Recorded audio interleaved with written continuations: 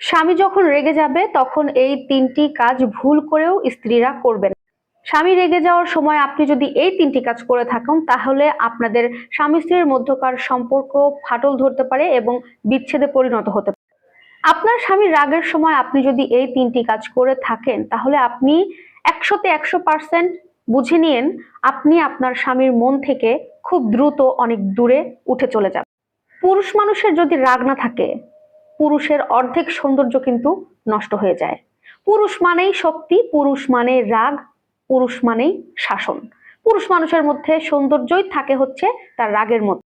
যখন দেখবেন আপনার স্বামী রেগে গিয়েছে, তার মাথা প্রচুর গরম আছে, এই মুহূর্তে আমাদের মতো নারীদের সর্বপ্রথম কি কাজ হয় জানেন? একদম চুপ করে থাকা, দুইটা ঠোঁট স্ট্যাপলার দিয়ে বন্ধ করে দেওয়া। এটা হচ্ছে সর্বপ্রথম একটা হাতিয়ার। স্বামীর রাগের সময় মেয়েদের মানে স্ত্রীর মুখের জবানটা বন্ধ করা হচ্ছে প্রথম কাজ। বুঝতে পেরেছেন? এমন অনেক সময় আছে ছেলে মানুষের যখন মাথা গরম হয়ে যায়, রাগ হয়ে যায়, রাগের মাথায় দেখবেন যে অনেককে অনেক তার স্ত্রীকে তার বাবা মাকে তুলেও অনেক বকাঝকা করছে বা অনেক আজে বাজে কথা বলে ফেলে, এরকম কিন্তু হয়।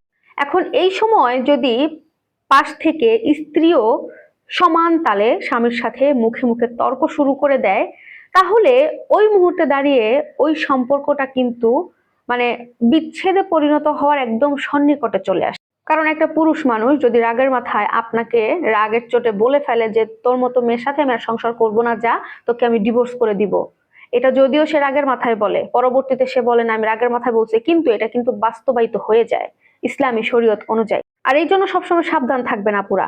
স্বামী যখন রাগের মাথায় কথা বলবে, তার মাথা যখন গরম দেখবেন সে প্রচুর রেগে আছে, আপনারা কথা বলবেন না, একটা কথাও বলবেন না, তাকে তার মতো বলতে দেন, সে যা ইচ্ছা আপনাকে বকুক, আপনাকে যা মন চায় বলুক, তাকে রাগটা একটু খুলে ফেলতে দেন, বুকটাকে হালকা হইতে দেন, রাগটা ঝেড়ে ফেলতে দেন, তাহলে আপনার সম্পর্কটা ভালো থাকবে, টিকিয়ে রাখতে পারবে।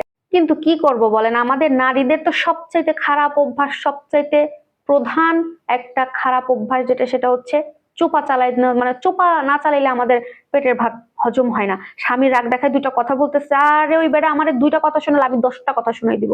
এটা হচ্ছে আমাদের মেয়েদের চোপা চালানোর একটা অভ্যাস, কিন্তু এটাই খারাপ।